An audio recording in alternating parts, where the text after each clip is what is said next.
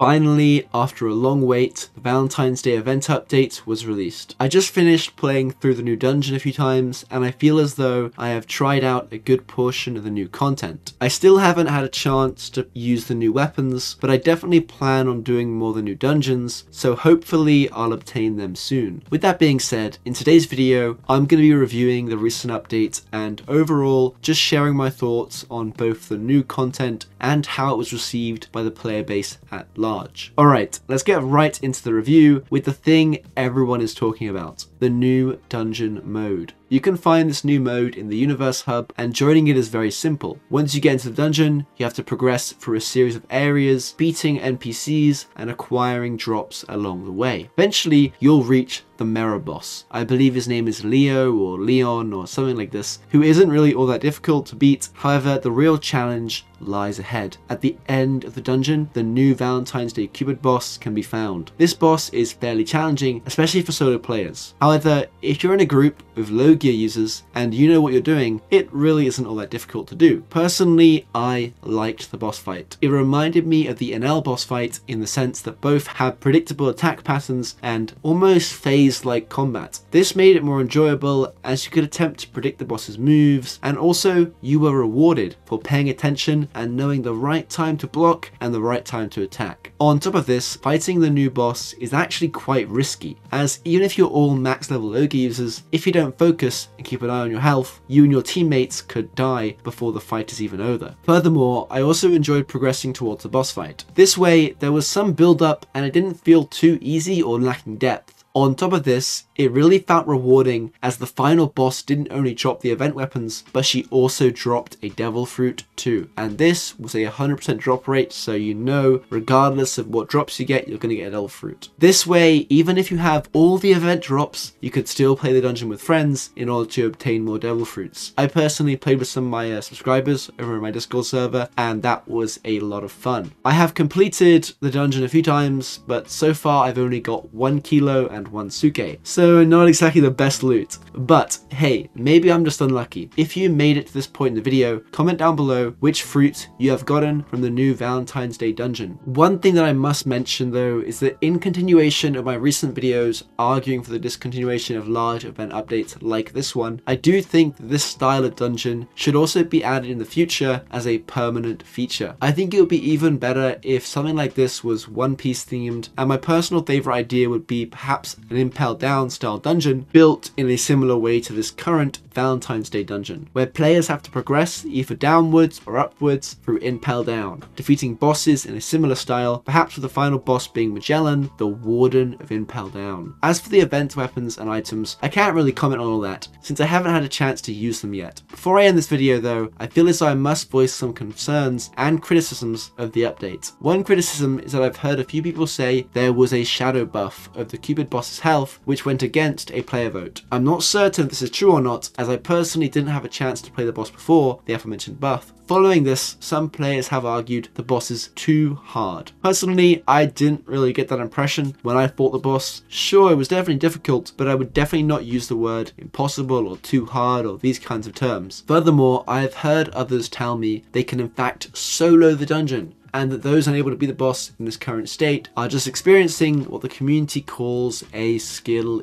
issue. Anyway, moving along, I'm going to finish this small review with some thoughts on the update in its entirety and some of the non-event features that were added. Bounty was increased to 100,000, which is an interesting addition, but since Bounty is largely still useless, this will have minimal impact. Hiei and Suna received some minor changes. Ice Spike received a few changes in terms of wind up and duration. Suna, on the other hand, had its ult damage buffed, which I'm sure many Suna users are happy about. And finally, the only other non-event change to note is that Geppo can now be learned separately from your fighting style. This has already led to a lot of people trying out less dominant fighting styles, Fishman Karate and the sword styles, as they now do not have as much weaknesses in terms of mobility. I've heard the comparison of Fishman Karate and Geppo now being on par with a legendary fruit. I'm okay with this change, and I think it will only really make traveling and getting around the map a lot easier and faster and convenient for players using these fighting styles that don't have Geppo, but I also feel it will encourage the use of fighting style builds builds, as they will now be on par with some meta builds like devil fruits like Magu and Peak. I guess Peak is not too meta right now, but just stuff like that. Alright, so I'm going to end today's video. If you enjoyed this video, please consider liking, commenting, and subscribing. And as always, I hope you guys have a great day, evening, or time, and I'll see you in tomorrow's video.